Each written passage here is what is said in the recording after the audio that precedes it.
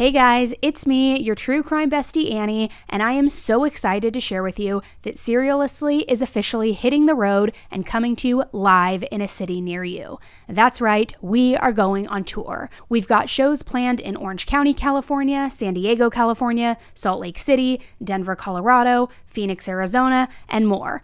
We're going to be discussing all new exclusive cases. I have some surprise guests planned, but I can't tell you who, it's a surprise. At the end, we'll do a meet and greet so I finally get to meet so many of you. We've got exclusive merch and just so much more. It is going to be a show that you definitely do not want to miss. But space and tickets are very, very limited, so grab your friends, grab your coworkers, or come on your own and hang with me while we talk all things true crime together.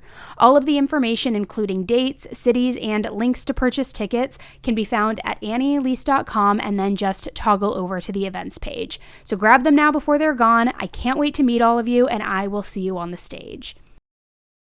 Case surrounding the death of a young Philadelphia teacher.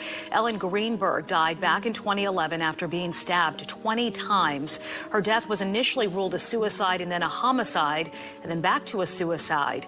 Now, Guy DeAndrea, a former assistant district attorney who worked on the case, has doubts about her death. Greenberg's family believes she was murdered. Hey true crime besties, welcome back to an all-new episode of Serialously.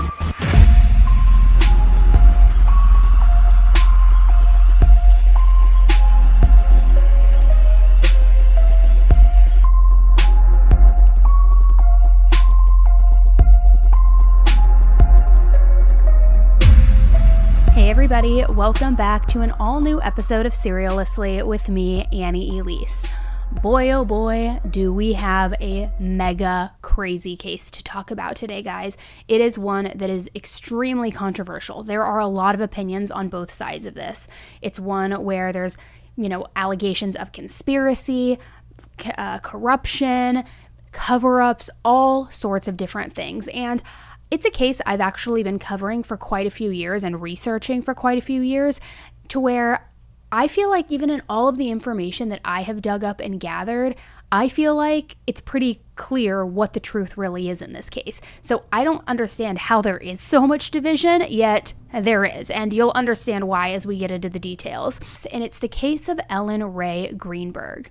Now, Ellen Greenberg was a 27-year-old first grade teacher living in Philadelphia. She was well loved by all of her students, her friends, her family, her colleagues. She was really just known for her caring nature and also for her dedication to teaching. Now, Ellen was also engaged to Sam Goldberg. Their wedding was planned for August 2011. So by all accounts, Ellen, at just 27, seemed to have a really bright future ahead, one full of love, marriage, a professional career that was just on the upswing, all sorts of great things happening in her life.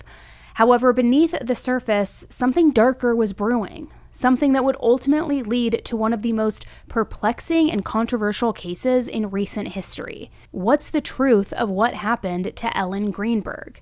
As a reminder, everything in this episode is either sourced from court documents, footage, testimony of family members, or it's my opinion only, so as always, please form your own opinions and do your own research. We also interviewed Ellen's parents, Joshua and Sandee Greenberg, and we're going to be including key points of that conversation we had with them in this episode so that it can provide deeper insight into their experience throughout this entire ordeal. On January 26, 2011, Ellen started her morning like any other morning. As I said, she was a first grade local school teacher in Philadelphia, so she got ready for work and she headed off to school. Now, on her way to work, she called her mom. This was at approximately 7 a.m., and it's something that she routinely did. Her mom would be on the way into work for the morning as well, so they would use that period of driving in to just talk, catch up, things like that. A hard worker. She had a vivacious personality. She was enthusiastic with her children, with the teaching. She did love her career. She put a lot into it, but a lot of it came very naturally to her. As a child, she was, fun-loving, normal. She was athletic. She was artistic. She, loved fashion. She loved sports. She loved school. And she just had a knack of bringing, her friends from different parts of her life together. and never thought twice about, just because they didn't know each other. She says to me, Mom, I can make them be friends. Nothing was out of the norm, and it seemed like it was just going to be a standard day like every other day. However, that afternoon, a blizzard hit Philadelphia, and this wasn't just a small blizzard or a tiny little snow day. This was like one of those like nor'eastern blizzards, like the massive snowfall to where work is shut down, schools are shut down, everything closes. So because of that, Ellen ended up leaving school early. It was a snow day, and if you've ever lived on the East Coast or if you're familiar, you definitely know how that goes. I remember when I was living in New York, it happened at least once a season, usually even more than that. But in any event, around 1:30 p.m., Ellen was on her way back to the apartment that she shared with her fiancé, Sam. The two of them lived in this stunning 2-bedroom apartment in a luxury building called the Venice Lofts, and she was heading home for the day. It was nice. It was going to be a shorter day. On the way, she decided to stop for gas, and then after filling up her tank, she headed directly to the apartment. When Ellen arrived home, she entered the apartment. She started working on grading papers, homework, things like that. She also made a fruit salad for lunch and just started to unwind from her day. Her fiancé Sam was home, but he ended up leaving to go work out in the building gym downstairs. They lived on the 6th floor, and the gym of the building was on the 1st floor. So he heads out to the gym at around 4:45 p.m. He returned to their apartment about 45 minutes later at 5:30 p.m. However, when he returned, the apartment was locked from the inside. It had been locked using the swing bar latch, the kind that pulls over and it has like the barbell that hangs out and it's just that extra interior lock. So he shouted for Ellen, come, unlock the door, let me in. He also texted her 9 times. Now, these text messages start with just asking her to open the door, but then they start increasingly becoming more panicked. Also, a little bit aggressive. These messages read, "Hello, open the door. What are you doing? You better have an excuse. I'm getting pissed. Hello," in all caps.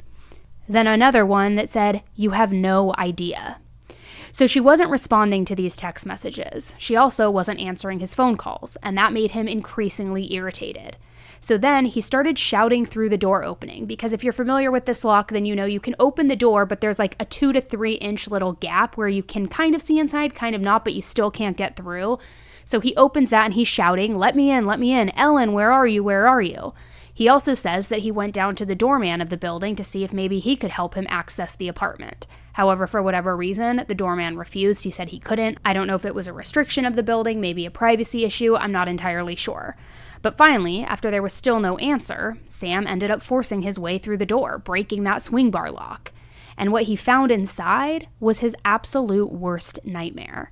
Ellen, his fiancée, just 27 years old, was lying in a pool of blood in the kitchen, and she had a knife plunged inside her chest. It was an absolute nightmarish scene that really seemed to come directly out of a horror movie. Now, quickly before we move on, I want to talk about the timeline of events and Ellen's movements that day, starting from when she left school to then when she was found dead in her kitchen. I feel like it's something we need to go through so that we can understand what could have happened in that window of time and what the events were leading up to her being found dead on her kitchen floor. So as I said, she got gas at around 1:30 p.m. At 2:30 p.m., she called a restaurant, which was located about 30 minutes away from her apartment. It's unclear if she was calling this restaurant to make a reservation, to order food for pickup, to perhaps cancel an existing reservation. It's unclear, but it is possible that she was calling to make a dinner reservation since now she was getting home for the day much earlier than she normally did. It's also possible she was trying to order food for pickup later. But regardless, we know that she did make that call. At 3:47 p.m., she sends a text message from her phone, and then at 4:45 p.m., there's activity on her computer. A few minutes after that activity on her computer, at 4:50 p.m., is when her fiancé Sam went to the gym downstairs of the building. Then at 5:26 p.m., Sam leaves the gym, and as I said, their apartment was on the 6th floor and the gym was on the 1st floor, so that would allow him just a few minutes to get upstairs. So if he left at 5:26 p.m., let's say he arrives to the apartment and starts knocking around 5:30 p.m., give or take a few minutes. So he tries texting her and gaining access for 22 minutes, putting it somewhere around 5:50 p.m. to 6 p.m. He's also seen on camera entering the 1st floor elevator for the last time at 6:28 p.m. And then a 911 call is placed 3 minutes later at 6:31 p.m. So going off of that timeline, it indicates that he's downstairs talking to the doorman, trying to get him to, come and open the door, gain access to the apartment. He goes up the elevator at 6:28, breaks down the door, finds Ellen, and then calls 911 3 minutes later. However, if we go back to that timeline, there's a window from when the texting stops after 22 minutes, around 5:50 to 6 p.m., and then when he is seen on the elevator at 6:28 p.m. So what was going on in that 20 to 30 minute window? Was he trying to get the doorman's attention for 20 or 30 minutes? There are some reports that he had tried to get the doorman's attention 3 different times, going up and down, maybe going back and forth. The only thing that we actually do know about that window of time is that Sam called his cousin Kamian Schwartzman at 6:14 p.m. This was 17 minutes before the 911 call. Kamian's dad, Sam's uncle, James Schwartzman, also allegedly called Sam at 6:26 p.m. This incoming call was before the 911 call was made, but after Sam had called his cousin earlier. Now, a little interesting detail, both Kamian and his father James are lawyers. When Sam called 911, he was instructed to start CPR until he noticed that knife that was plunged in Ellen's chest. Then he was instructed to stop. Fire Department 842, what's the address? No, 4601 Flat Rock Road. Please hurry. 4601 Flat Rock? Yes. What's wrong? I went downstairs to go work out. I came back up. The door was latched. My fiance's inside. She wasn't answering. So after about a half hour, I decided to break it down. I see her now just on the floor with blood. She's not responding.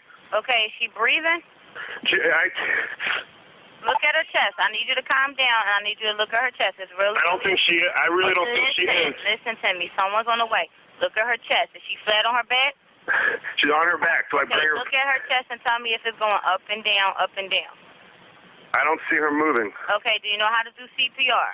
I don't. Okay. I can tell you what to do. Okay, until they get there. I want you to keep her flat on her. God. Hello. Yeah, hi, okay. Are you willing to do CPR with me over the phone until they get there? I have to, right? Okay, so get her flat on her back, bare her chest, okay? You want to rip her shirt off. Oh, shit. Okay, you need to kneel down by her side. Oh, my God.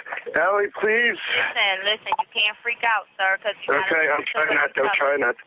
Her shirt won't come off. It's a zipper. Oh, my God, she stabbed herself. Where? She fell on a knife. Oh, no, her knife's sticking out. Her what? There's a knife sticking out of her heart. Oh, she stabbed herself? I guess so. I don't know where she fell on it. I don't know. Okay, well, don't touch it. Okay, so I just let her here now? I mean, what do I do? No, I mean, you can't. If the knife is in her chest, it's going to be kind of hard for you to do CPR at this time. Oh, no. Oh, my goodness. Okay. Police, which operator? 277. Is someone coming here? Yes, they are. You said 4601 Flat Rock, right? Yes. Okay, someone's on the way. And the knife is still inside? Wait, so what? The knife is still inside of her? Yes, I didn't take it out. Was it her chest or what area? It's in her chest. It looks like it's right in her heart. Okay, someone's on the way out there. Okay, just get. Oh my God! Okay, how old is she? She's 27. 27, and there's no sign of life at all. No, please don't be. What? Pinch her under her arm and tell me if she responds to pain. Ellie. She's not. Her hands are still warm. I don't know what that means, but there's blood everywhere. I mean. I know, but you can't, and the knife is still inside of her. How far? Can you see how far it went in? It looks pretty deep. Okay. It looks it's a long knife. Don't touch anything. Yeah, don't touch anything. Okay. I'm not touching anything. I can't believe this though. So wait, it was just you there with her? We're the only ones here. And she ran in the door. You said latched it shut. No. I went downstairs to work out, and when I came back up, the door was latched. Oh. Like it was, it wasn't like it was, it was like locked from the inside, and I'm yelling. So I'm was yelling. Your house broken into? No. So there's no sign of a break-in? No sign of a break-in at all. I mean, there will be when you get here because I had to break the latch, but to get in. Okay, 4601 Flat Rock, and this is a house, right? It's an apartment. Flat Rock, apartment 603. Okay, that'll help. Apartment 603. Oh my God. All right, thank you. Mm-hmm. Bye. What I do find interesting about this call is that Sam says that she was on her back, that he can't get her shirt off. But if that's the case, he didn't notice the knife that was sticking out of her chest? Now, in another detail, just referencing the timeline, Camion arrived at the apartment 3 minutes after that 911 call was made, at approximately 6:34 p.m. So the EMTs arrived pretty much immediately, just 5 minutes after the 911 call was made, and they discovered that not only did Ellen have this knife in her chest, but she had been stabbed 20 times. That wound in her chest was just one of 20 different stab wounds that were discovered on her head, her neck, her back, and her torso. One of the stab wounds to the back of her head was actually so deep that it penetrated her brain. There were also 11 bruises on her body, all in various stages of healing.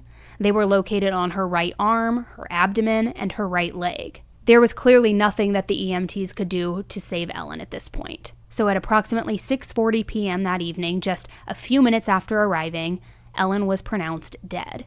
The EMS who pronounced Ellen as dead made a comment on the scene about needing to get back to the station, knowing that they would need to be interviewed by the homicide team, given this horrific crime scene. So as the police began investigating the crime scene, they ended up finding no evidence of an intruder. The 6-story apartment could only be accessed from the front door and from the exterior balcony, but there was a complete fresh layer of snow outside from that snowstorm, and it was completely undisturbed. No footprints, no movement, nothing. Officers also noted that there was nothing to suggest that a robbery had taken place. There were plenty of valuables still visible all around the home. So the question that immediately arose, of course, was who could have committed such a heinous, horrific murder? But as the investigators began to piece together the scene, the case took a very strange and unexpected turn.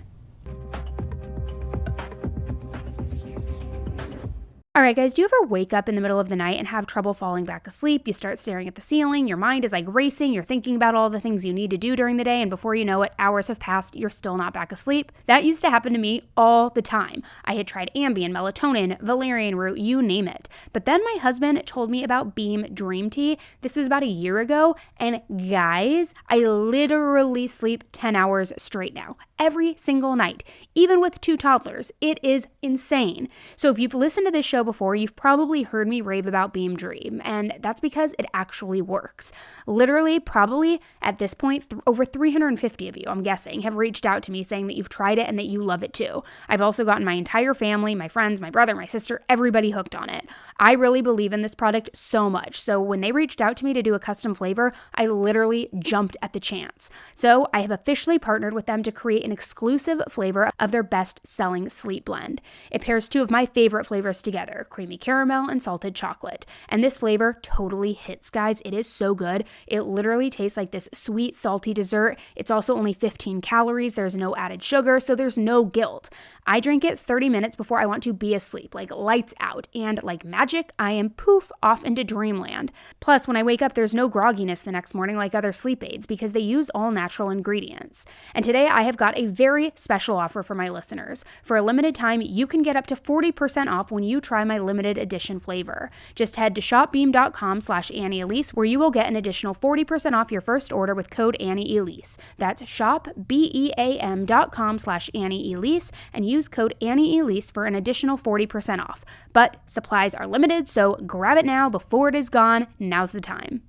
You've probably already heard about how effective Ozempic and Wegovy are, but you've also probably heard that they're in shortage. However, if you need it and if you qualify for it, Ro makes it possible to access GLP-1s and start your journey ASAP. Sometimes you lose weight, it comes back, you lose it again, it comes back again. So if this cycle sounds familiar to you, there may be a better, more sustainable way to lose weight. You can see if you qualify from the comfort of your own home, which means no scheduling a doctor's appointment, no commute to the doctor's office, and no waiting rooms. And if you qualify and if you're prescribed, your medication ships directly to you in 1 to 4 days.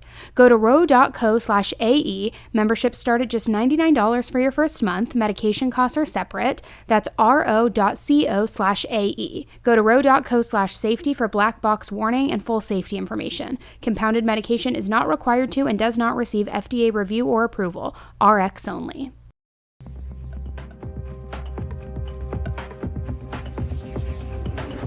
So the investigators are going through the scene, trying to comb through all pieces of evidence. And given the violent nature of the crime, the initial suspicions, of course, naturally turned toward homicide. However, that locked door presented a very complex and bizarre situation. Because how could someone have murdered Ellen, but then locked the door from the inside, leaving absolutely no trace of them leaving, no trace of their escape? Now, my initial thought, I'll be honest, when I heard this was, okay, obviously it was the fiancé, right? He had access to the apartment, she had bruises, were they new, were they old?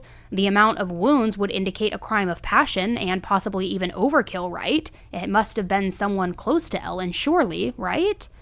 So the police took her fiancé Sam away from the scene in handcuffs and they questioned him some more.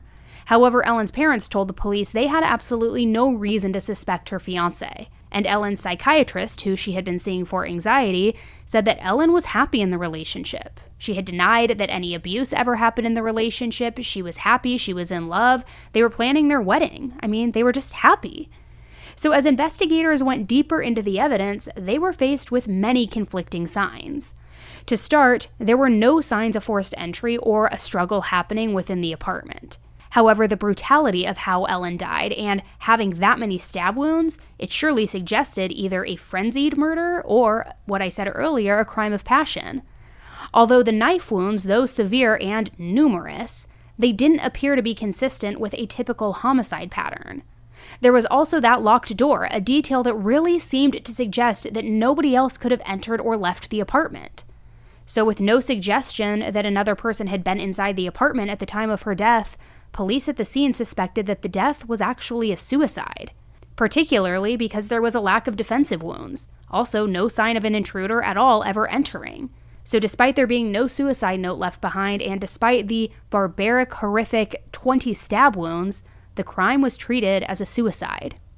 However, the very next day, the medical examiner reached a different conclusion. This was upon seeing just how many stab wounds there truly were. In his report, the medical examiner classified the death as a homicide. But then there was allegedly this secret meeting that took place.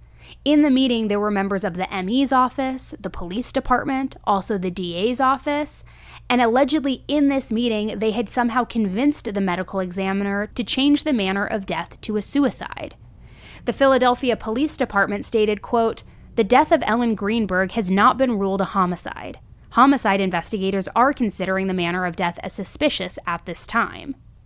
So nevertheless, the investigation continued. But after learning about Ellen seeing her therapist for anxiety and her being on anxiety medication, police said that they were leaning toward the determination of suicide. Her psychiatrist had prescribed her Klonopin for anxiety, also Ambien for sleep, both of which medications do list suicidal ideations as possible side effects. However, nobody close to Ellen had heard her express any thoughts of harming herself. Never. For 5 weeks, investigators went back and forth on what happened. Upon the first review, there were no suspects. Ellen was alone inside the apartment, which had been locked from the inside with that interior swing bar. Neighbors didn't hear her reporting any sort of disturbance. There was also no security footage or stolen property to suggest that there had been an intruder. And what's more were those defensive wounds, or lack thereof. And in another piece of evidence, there was no DNA but Ellen's found on the knife. No DNA from anybody else found on her clothing either. So on March 3rd, armed now with more information, the medical examiner changed the death certificate to reflect that Ellen's death was in fact a suicide. As you can imagine, Ellen's family was devastated by her death, but they were also deeply skeptical of the suicide ruling. How could their loving, kind-hearted daughter have done this to herself? The sheer number of stab wounds alone seemed absolutely implausible as a self-inflicted act. So Ellen's parents, Josh and Sandee Greenberg, began their own investigation. They were determined to find the truth behind their daughter's death. They hired private investigators, forensic experts. They even hired a renowned pathologist to review the case. The experts that they consulted were all unanimous in their findings. Ellen's wounds were inconsistent with suicide. The angle and the depth of the stab wounds, particularly those to the back of her neck, were nearly impossible for somebody to inflict on themselves. And remember that EMS who declared Ellen as dead and mentioned how they needed to get back to the station because they knew that the homicide team would need to question them regarding the scene? Get this, they were never questioned. Which let that just sink in. The first responders, the ones who saw the scene and declared Ellen as dead, were never even questioned. Ellen's parents also uncovered new disturbing details about this investigation. Crucial evidence, like Ellen's computer and cell phone, had not been thoroughly analyzed. Blood spatter patterns, which could have provided vital clues, were also just overlooked. The locked door, once considered definitive proof of suicide, was also re-examined, and it revealed that it could have been tampered with, or it could have even been locked after the fact. And perhaps the most glaringly obvious issue of all was that Ellen had shown absolutely no signs of mental duress leading up to her death. Yes, she had been seeking help for anxiety, but nothing indicated that she was suicidal. I had asked, was there a fight or anything? He said no, she was just really stressed with work. And so he left. When he came back, he said it was about a half hour later, and he, went to use his key to open, and he said that the door was latched. I actually had written all this down, so I just looked back, through my notes to refresh my memory. So it was latched. He said that he, called her name, thought maybe she was napping or in the shower. He said he called her mom then to see if, she mentioned anything to her mom, and she hadn't heard anything. Then he said at that point he went downstairs to the front door, or to the security, and asked if maintenance was there and they could help him get into the apartment. And they said, maintenance is gone for the day. And he said the advice he was given was to use his shoulder. If he's gonna try to break open the door, use his shoulder. So then he went back up, and he said he used his shoulder. He said it took one, maybe two times. He didn't remember. And the force that he used swung open the door, and he spun around and was facing the kitchen and saw her. And he said her back and shoulders were kind of up against the lower cabinets. And he said her little fingers were blue. I remember him saying that her little fingers were blue.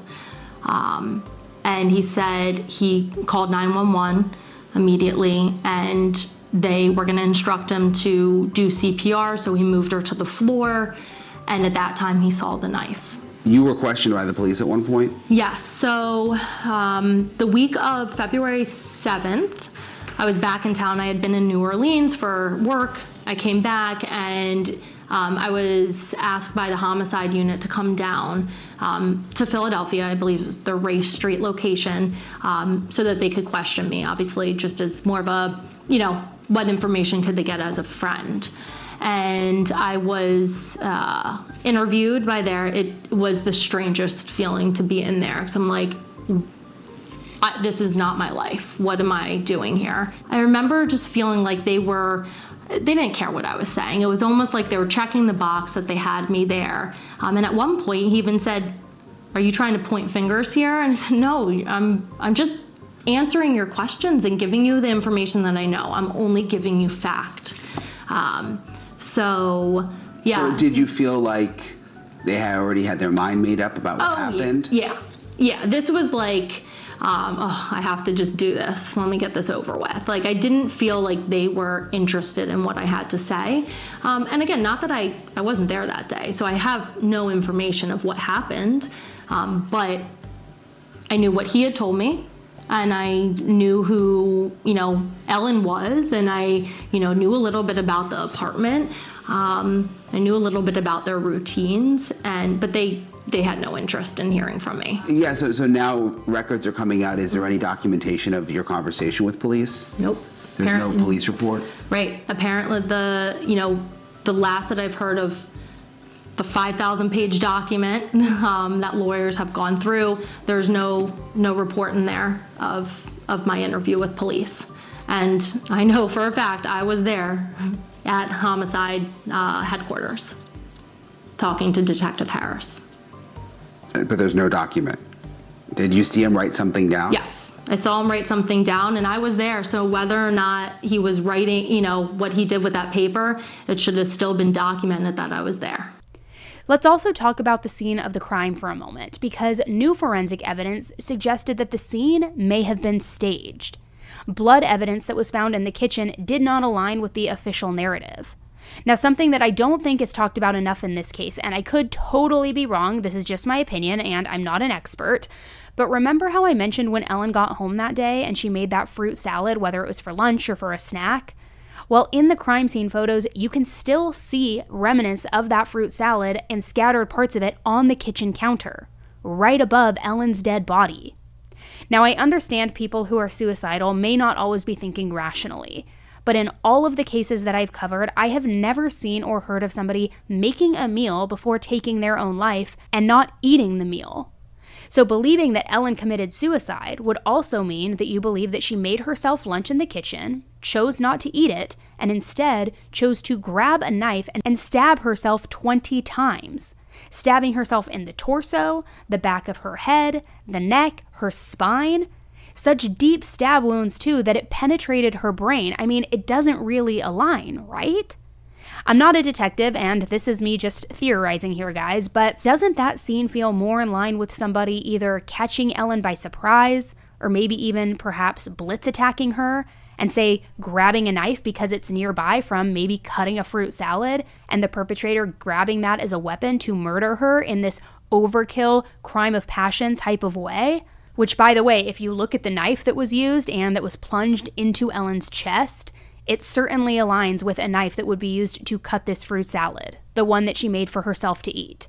So was the knife conveniently on the counter for whoever used this, or did Ellen just have a change of heart and instead of eating the snack that she had just cut up, she decided to plunge the knife into herself 20 times?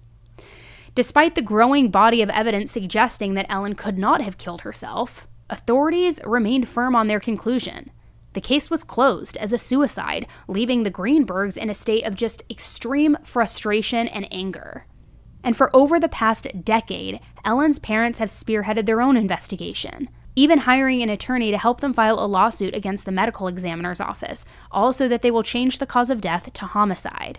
She was afraid of pain and she was afraid of blood, so to try to accuse her of committing suicide with a serrated knife, and there were straight edge wounds that were also found, which means there may have been more than one knife involved, and there may have been more than one person involved in her murder. But we haven't had an investigation, a legitimate one, so the jury's still out on what really happened to Ellen. They found 2 neuropathologists to review the autopsy report, also to examine the brain tissue samples from Ellen that were retained by the doctor who did the autopsy. And both of these doctors agree that the evidence shows that suicide is not even a possibility. Fast forward nearly 8 years, and on March 15, 2019, the Philadelphia Inquirer released a front-page investigative report reviewing the suspicious circumstances surrounding Ellen's death. A well-known Pittsburgh forensic pathologist also reviewed the case and determined that it was, quote, strongly suspicious of homicide. They also stated, quote, I don't know how they wrote this off as a suicide. Similarly, a forensic scientist reviewed the case files and concluded, quote, the number and types of wounds and bloodstain patterns observed are consistent with a homicide scene. Now, one significant point of contention was the stab wounds that penetrated Ellen's brain. One of the doctors who examined the file wrote that the stab wounds to the brain and the spinal cord would have caused such severe pain, also cranial nerve dysfunction, and traumatic brain injuries. The original medical report stated that a neuropathologist determined that there was no such wound, though.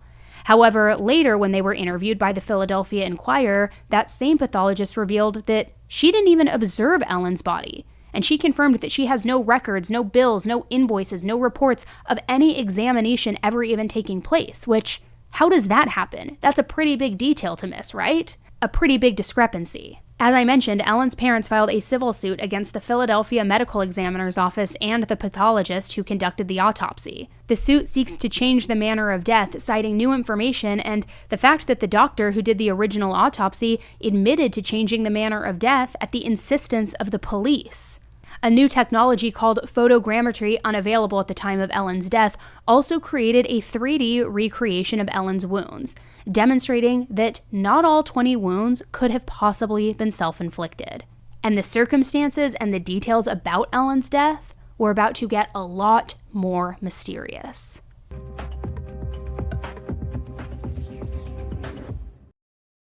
I love a great deal as much as the next guy, but I'm also not going to crawl through fire just to save a few bucks. It has to be like easy, no red tape. So when Mint Mobile said that it was easy to get wireless for $15 a month with a purchase of a 3-month plan, I called them on it, but as it turns out, it really is that easy to get wireless for $15 a month. The longest part of the process was the wait time I spent on hold trying to break up with my old provider, but I was able to sign up entirely online and in no joke less than 5 minutes. It was so easy, guys. To get started, go to mintmobile.com/AE. There, you'll see that right now all 3-month plans are only $15 a month, including the unlimited plan. All plans come with high-speed data and unlimited talk and text that are delivered on the nation's largest 5G network. You can use your own phone with any Mint Mobile plan and bring your phone number along with all of your existing contacts. Find out how easy it is to switch to Mint Mobile and get 3 months of premium wireless service for $15 a month. To get this new customer offer and your new 3-month premium wireless plan for just $15 a month, go to mintmobile.com/AE. That's mintmobile.com/AE. Cut your wireless bill to $15 a month at mintmobile.com/AE. $45 upfront payment required, which is equivalent to $15 per month. New customers on first 3-month plan only. Speeds slower above 40 gigabytes on unlimited plan. Additional taxes, fees, and restrictions apply. See Mint Mobile for details. The heat of summer is here, and your favorite summer treat could be giving you extraordinary hydration. See, Liquid IV has refreshing summer flavors like popsicle firecracker, rainbow sherbet that really do hit the spot when you need like hydrating relief all summer long, to where it still tastes like summer, it still feels like summer. Now for me, I've told you guys before, but I love Liquid IV because it comes in such convenient packaging. I always have them either stuffed in my purse, in my pocket, in my car, so that I can just pour one into a water bottle wherever I am. It is absolutely perfect for the long summer days, or when I wake up in the morning not feeling my best, if you catch my drift, wink wink. It's the #1 powdered hydration brand in America, and it has 3 times the electrolytes of the leading sports drink. So find all of your favorite flavors on their website, from acai berry, lemon lime to pina colada, and choose from their line of sugar-free flavors too, like raspberry melon, white peach, and green grape. Tear, pour, and live more. 1 stick plus 16 ounces of water hydrates better than water alone. So indulge in hydration this summer with Liquid IV. Get 20% off your first order of Liquid IV when you go to liquidiv.com and use code AE at checkout. That's 20% off your first order when you shop Better Hydration today using promo code AE at liquidiv.com.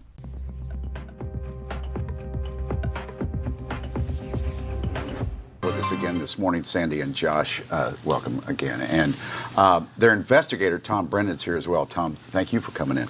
I know it's 10 years later, but it doesn't get any easier, does it? No, it doesn't. The pain ever go away? No. No. So I've listened to this podcast about 3 times. They want us to believe, the initial police officers who showed up there, that your daughter stabbed herself 20 times. It's ridiculous. Ridiculous. Josh, seriously, how could they have come to that decision in that apartment in Manayunk? They walk in, she's been stabbed 20 times, and they call it a suicide? This is no way. It's as my wife said, it's ridiculous. It's absurd, and our journey through this to today, over the decade or 10 years we've been involved in this, gets more ridiculous every day.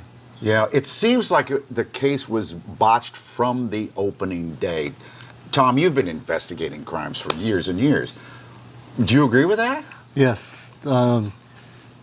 If you look at the timeline from the 26th of January through the 28th of January, it totally discredits any good basic police work at all. Yeah. What transpired. We'll get into how the crime scene was completely deep clean way too soon.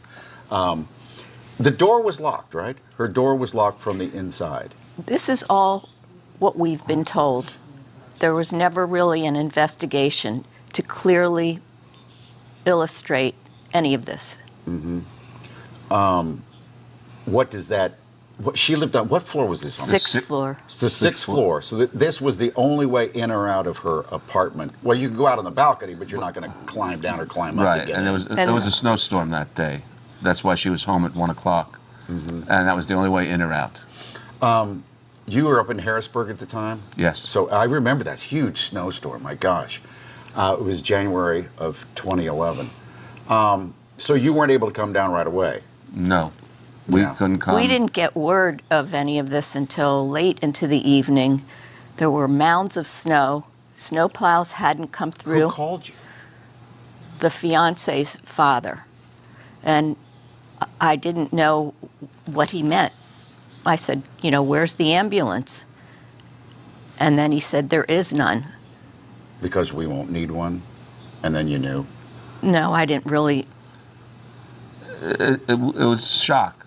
This is not what you expect to get a call from. You have a 27-year-old daughter who's engaged to be married and living in Philadelphia with her fiance. Had they been arguing? Not that we our know knowledge. of. And she had been to see a psychiatrist because she was having some troubles. She was having trouble at school. No, she had anxiety. Anxiety? And where was the anxiety coming from? Do you know? I'm going to postulate, I can guess. There were various injuries on her body that were indicative of bruises and healing. Okay, let's go back to that. So there are bruises all over her body, and those bruises were from maybe days, weeks before she was attacked. They weren't part of that night. Were not part of that night. So now you've got to figure out what that is all about. We are babes in the woods. We had no knowledge. If you know anything about this type of problem, it's very unlikely that the victim is going to say anything to you. And we think she was a victim. Yeah. That's part of what's going on here. Now, why in the world was the fiance's uncle allowed to go into her apartment and take Ellie's stuff, her computer and stuff like that, after the apartment was deep cleaned? So now there's no longer a crime scene. You can't get any material out of there now. This was done by a prominent attorney, uncle, okay? And he's currently supposedly a judge on the state attorney's disciplinary board. Now, this individual removed Ellie's cell phone, the fiance's laptop, Ellie's work laptop, and Ellie's personal laptop. So right then and there, that negates that chain of evidence, okay? That adversely impacts the chain of evidence on those devices, so that anything that's discovered on those devices can be challenged in court. Okay, any expert that you've hired since then, everybody that looks at this case says that Ellie was murdered. Yes, it was a homicide. It was a homicide, except for that initial report that day that said it was a suicide. But then it went to a homicide, then back to a suicide. I think it went from homicide to suicide to homicide. Really? Yeah. Yes. So what do we do? Officers, what do we do now? I mean, obviously it needs to be reinvestigated. So we asked the Attorney General, is there anything you can do yesterday? And he wrote back in a statement, we've looked at all. No, we're not going to reopen this case as of now. He needs more evidence, he says. What is hard, he goes into how it's heartbreaking and all that, but he says they don't have legitimate new evidence to bring forward. It has not been brought forward yet, so we're not going to do anything. So what can we do? I know you have a petition. Maybe if we all put enough pressure through this petition, we can get it reopened. Well, there are two things happening. Number one, there's a petition on change.org, which has over 110,000 signatures that we had nothing to do with. We don't listen to that or whatever. Number two, we are going to go to trial. And the purpose of our trial is to get the suicide changed to either undecided or homicide, which we prefer, and have the case reopened and investigated. Now, that'd be a non-jury trial. It happens to be a bench trial, yes. Okay, a bench trial. The Philadelphia situation with trials right now is very overloaded. You're not giving up? No. Why is it so important to get at least the determination changed from suicide to homicide? She was our daughter. I mean, what would you do? They would do the same thing you're doing. The longer this goes on, the more we uncover, the more we discover. And just because you work for a government agency doesn't give you license to say whatever you want without facts and proving the facts.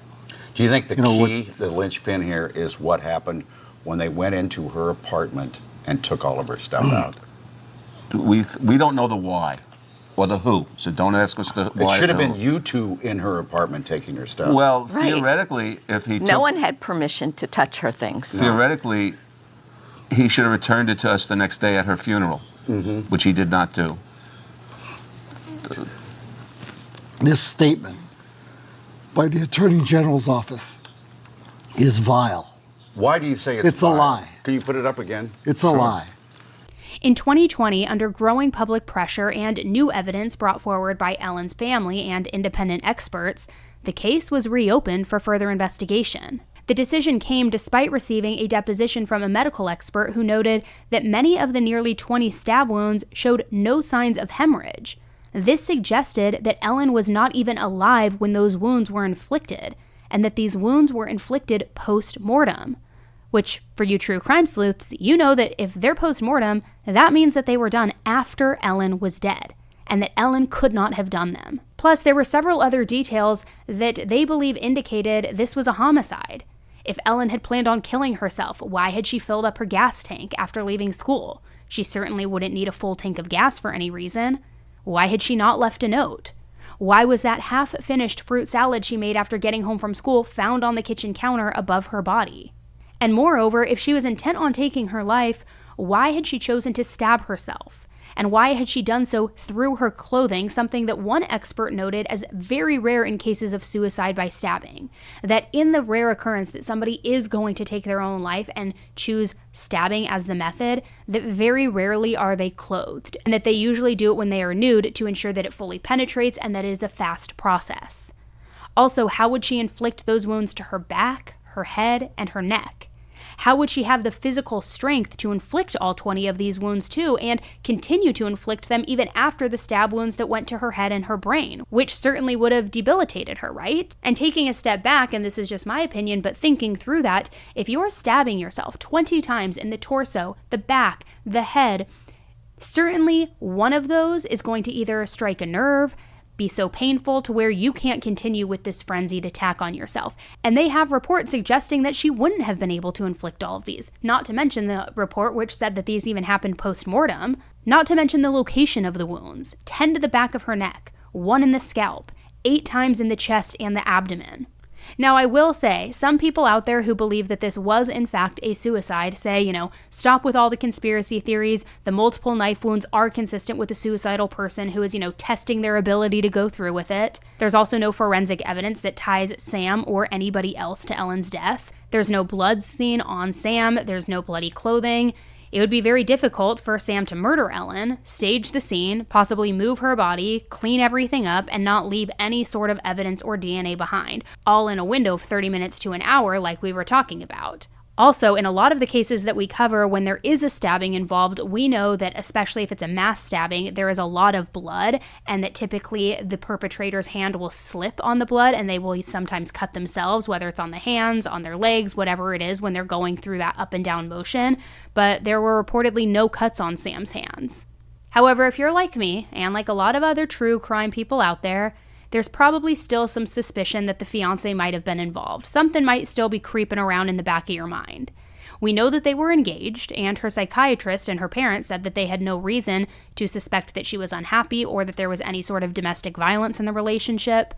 Yet, according to Ellen's father, she had told her parents about a month earlier that she wanted to move home. So, could there have been trouble in paradise? The only issue that she was having is she was complaining that she had she was overwhelmed by the workload. But that was bullshit. That was the excuse. Ellen wants to come home, and we don't know why, and she said that was the reason. But when Ellen passed, the teacher that took over her position said everything was in perfect order with Ellen's teaching and everything, and grades and everything. So there was no problem with her responsibilities to her job. Something else was happening. And think back to those text messages that Sam had sent Ellen when she wasn't opening the door that night after he returned from the gym. It showed a slew of text messages that appeared angry. He had said, "Hello, open the door. What are you doing? I'm getting pissed. Hello, you better have an excuse. What the fuck? Ah, you have no idea." Domestic violence author, advocate, and expert Barry Goldstein says that the text message, "you better have an excuse," raises an especially concerning red flag. He says, quote, "What I'm getting from their conversation is he makes the rules, and if she doesn't obey the rules, he will punish her," end quote. He also says, "That's the tone that I'm getting, and that's really the essence of coercive control." Ellen's father told the hosts of a true crime podcast that they do know that she was abused before the attack. Further, that she had been ongoingly being abused, but did not know how to tell them, didn't know how to confide in her family or friends about what was going on. They also said that she didn't know how to ask the right questions to find out if she was a victim of domestic violence. And that takes us back to those bruises that were found on her body, the 11 bruises that were all in various stages of healing. In many domestic violence cases, we often see that abuse will escalate from emotional to verbal to physical to deadly. Another interesting detail is on January 23rd, 3 days before Ellen's death, her family and friends received save-the-date cards for her wedding. I understand things can happen on a whim and somebody may be manically depressed or suffer from anxiety, and even if they sent those out, that something may change, but 3 days before, they received those save-the-date cards, so I think that's also a detail just worth mentioning. Now, I'm going to go into a couple of the theories out there because, as I'm sure you can imagine, this case began to attract media attention all over, with true crime sleuths, legal experts, everybody questioning the original investigation. Could it be that Ellen was the victim of foul play and her death was covered up as a suicide? Or was there something even more sinister at work here? But please keep in mind, these are all theories and nothing has been proven. So if she was thinking of taking her own life, would she have sent out those save-the-date cards? That's question number one. Her dad also said that she expressed wanting to move home, and we know that she recently had started suffering from anxiety, along with those mysterious 11 bruises. Could it be that Ellen had a discussion with Sam inside their apartment that afternoon, maybe informing him that she was leaving and perhaps that she wanted to call off the wedding? Could this have angered him? Could the reason that Ellen had no defensive wounds be because she was blitz attacked? And could the reason that she had wounds that appeared to have happened post-mortem be because this was, in fact, an overkill murder? 20 stab wounds, and the killer kept going after she was already dead. Something that would have been physically impossible for her to do herself, according to the many experts. Could Sam have done this, and then left for the gym for 45 minutes to create some sort of alibi or a timeline of sorts to cover his tracks? The last activity on Ellen's computer was 4 minutes before Sam arrived at the gym in their building. Was it Ellen using the computer? Or could it have been Sam trying to access her computer to perhaps log a note, write a note of some sort, maybe a suicide note? Or is it possible that when Ellen locked the door from the inside, it was because she was packing, or maybe even going through their computer or doing something else that might anger Sam, sparking him to send this string of overly aggressive text messages until he finally broke down the door? When he entered, did he see her going through something or maybe doing something that angered him and then he blitz attacked her? That would also explain the lock being broken and those angry messages. Sam has never spoken publicly about his fiance's death, and he also has not responded to previous inquiries for interviews from the media.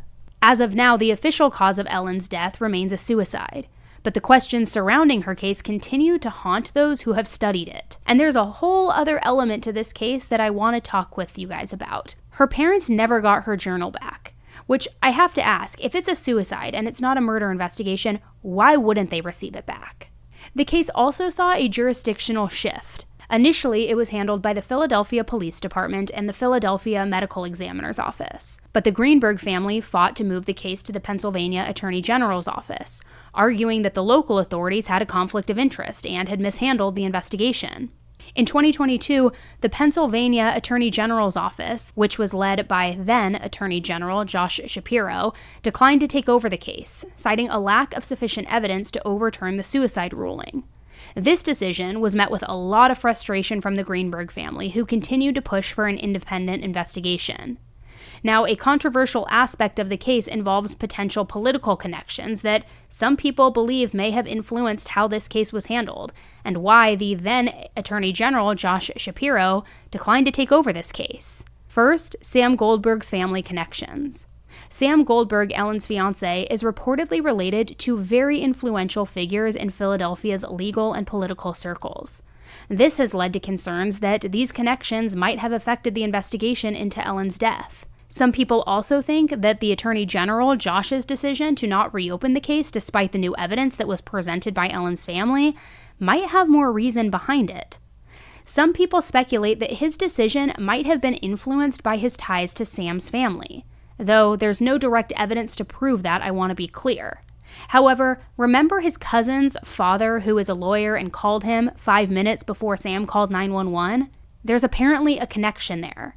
Apparently, Attorney General Josh Shapiro and Sam's uncle, James, their kids all go to school together. There's even photos of all of them together. So many are raising the question and saying it's interesting that at 6:14, Sam calls his cousin, who's a lawyer. A few minutes after that phone call, his cousin's dad, who's a lawyer, calls Sam back. They talk, then the 911 call is made.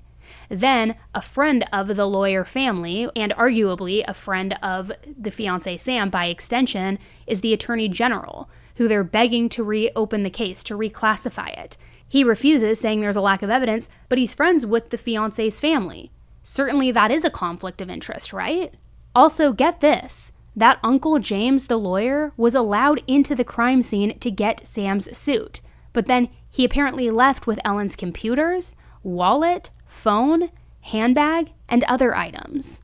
In 2018, one of their attorneys became the DA in Philadelphia, to avoid a conflict of interest, he sent the case to the state attorney general, in fact, who at the time was this guy. If he looks familiar, he should. It's Josh Shapiro. The same Josh Shapiro who is now Pennsylvania's governor. And Governor Shapiro, back then, he too signed off on that suicide finding. Suicide! He signed off on it. Governor! But then came allegations, never proven, that Josh Shapiro, now governor, also had a conflict, a relationship with the family of that fiancé, Sam Goldberg. Yesterday, our Brian Enton sat down with Ellen Greenberg's parents, Josh and Sandee Greenberg. And here's what they said about the winding path that this case has taken, and about Josh Shapiro in particular. Did it bother you that Shapiro it doesn't seem like he took a personal interest in your case? Yeah, but we have no power.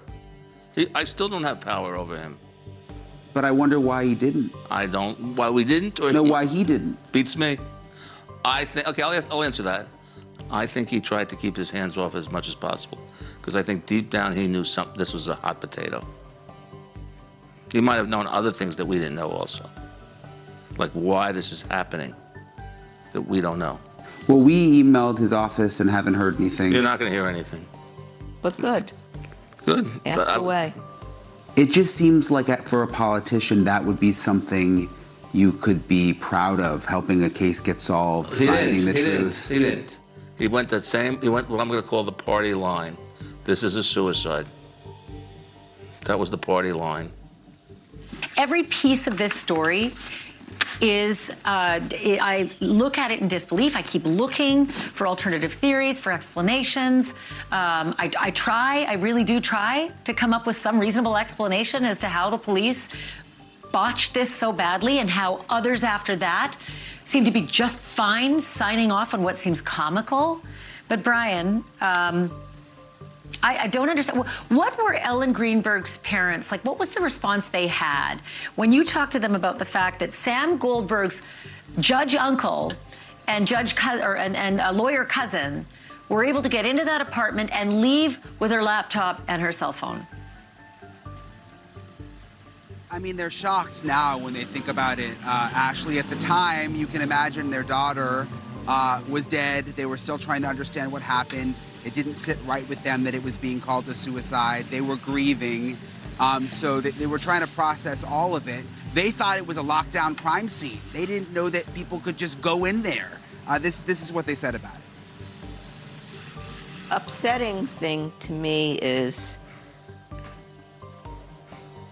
the unauthorized uncle came to the building, got permission to get a suit for Sam with his son, and they came for the suit, but somehow they left with Ellen's 2 computers, Ellen's wallet, car keys, handbag, cell phone, critical electronics that they had no business taking. They never had permission. I'm suspicious of that. So the police didn't immediately take those things? No, they waited till Saturday. 3 or 4 days. Why? We don't know. That's a good question. Ask the Philadelphia Police Department. We never had any phone calls ever telling us what was going on.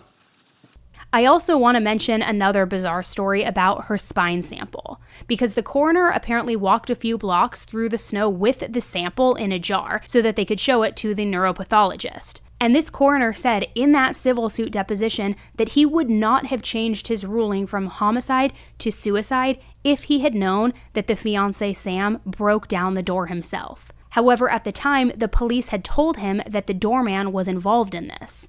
And I find that very interesting because there were a lot of conflicting reports on this. Remember how Sam said he went down to the doorman trying to get him to come up to help him get into the apartment, but the doorman refused? Well, apparently there's reports out there where they said that the doorman was with him, almost like he could verify that it was locked. He could vouch for him. But now the coroner said in that deposition, had I known that the doorman wasn't with him and that Sam broke the door down himself, I definitely would not have changed the ruling from homicide to suicide. So in short, some people believe that these political connections might have played a role in the case not being thoroughly investigated. However, this all remains a matter of speculation. In July of this year, the state Supreme Court agreed to hear the family's appeal regarding the death certificate and the wrongful death and the ruling. So we will see what comes from that and if there is any movement. Tonight, we're learning a legal back and forth over the death investigation of Ellen Greenberg will now go to the Pennsylvania Supreme Court. The 28-year-old teacher was found dead inside her Manayunk apartment with 20 stab wounds in 2011. Her death was ruled a suicide, but her parents believe she was murdered. Her family is hoping the state's highest court will help bring answers and shed light on how and why she died. It's been a long haul. Let's start with that. We're very appreciative. We don't know how to express our gratitude for this. Ellen Greenberg's parents have been fighting to have her death ruled a homicide or undecided. Her body was found with 20 stab wounds more than 13 years ago. The Philadelphia medical examiner has ruled her death a suicide. Over 20 stab wounds, 10 in the back, 10 in the front that she had. And it was homicide. No doubt about it. Last September, a lower court wrote, while this court is acutely aware of the deeply flawed investigation of the victim's death by the City of Philadelphia Police Department detectives, the City of Philadelphia District Attorney's Office, and the Medical Examiner's Office, we have no choice under the law but to reverse and remand to the trial court for the entry of judgment in favor of the Medical Examiner's Office. It's just a journey that's continuously uphill, and every step forward they, trip us. So we go back 2 steps. There's been no cooperation, no information, no conferences or communication or anything with the authorities. It's always she committed suicide, we can prove it, and they can't prove it. And I can prove they can't prove it. Greenberg's family filed an appeal that has now made its way to the Pennsylvania Supreme Court, the family hoping the court will now open up a path to further investigate how the 27-year-old teacher died. I would like to have an unbiased investigation led by an unbiased team with an unbiased leader. And I would like to, so I can get the truth. A family's long search for answers taking one step forward. The Greenbergs have filed multiple lawsuits, pushing the case to be reopened and investigated as a homicide. Their determination has kept the case in the public eye, ensuring that Ellen's story is not forgotten. However, the mystery continues, because who, if anyone, was responsible for Ellen's death? Was it a botched investigation? Was it something far more nefarious and sinister? And most chillingly, I mean, could a killer still be out there having successfully evaded justice and never got caught? Like, hindsight is 20/20. When we hired experts and we've read the autopsy, and you find out the amount of bruising and various stages of healing, the contusions, the dry coagulated blood that went from her nose to her ear, which meant she had to have been moved, and the amount of abuse that her body... There's a murderer and an abuser in Philadelphia somewhere today. We feel that we've accomplished something after almost 14 years. No one has ever gotten as far as we have with a case like this, fighting the criminal justice system, the medical examiner, and all the other things involved in this case. It's painful for us. I mean, it was a crushing blow to lose her. But what we're doing is we're doing for Ellen. Homicide detectives hate to admit it, but there is a way to get away with murder. Make it look like a suicide. And what's worse is it's almost impossible for victims' families to legally challenge a manner of death ruling by a medical examiner or a coroner. 3 ex-boyfriends came to pay their respects at the funeral, which I think was pretty amazing, considering, she had moved on with her life. A lot of her friends didn't know each other necessarily before Ellen passed, but as a result of her passing, she brought a lot of people together. Do you think that Ellen took her own life? Or do you think that she was murdered? Let me know in the comment section or on the Q&A section on Spotify. Thank you guys so much for tuning into another episode and for hearing Ellen's story. Let's continue to hope that she does get the justice she deserves and that the truth comes to light, but I am curious to know what you guys think. Also, just another reminder about those tour tickets. Get them at AnnieElise.com on the events page and come hear one of these episodes live with me in person. I'll be back on the mic with you Thursday for this week's headline highlights, and then of course next Monday with an all-new episode, a deep dive into a case. Guys, I don't know. We have just got so much to talk about this week, so I will be back with you very soon, but I want to know what you think about this case. All right, guys, thanks again, and until the next one, please stay safe.